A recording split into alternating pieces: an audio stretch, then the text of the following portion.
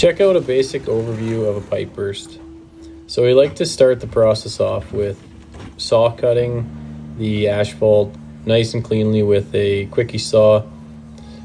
Once that's out of the way, we excavate down with the machine roughly 5 to 6 feet. We don't go much further than that without daylighting with the hydrovac, because we never know where there's a gooseneck coming off of a water line, or even where the water line is. We always assume it's 7 to 8 feet, but just can't be sure. So once we have the hole excavated, we'll start pulling in our line. This is 4-inch HDPE. This line specifically, we ended up having to replace some of the city main as it was severely damaged, even though we just hydrovac down. But it's not too big of a deal. It adds a couple hours to the process.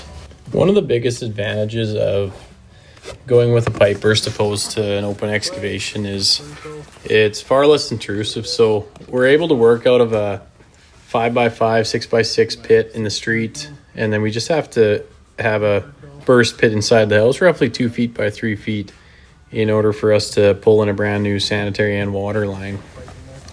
Once all of our connections are made, we begin backfilling. Now the backfilling, it's pretty important. We start off with bedding sand, usually 6 yards depending. Gets the sanitary main and the water main fully covered with a few feet of good bedding sand that doesn't have any, old asphalt, rocks, etc.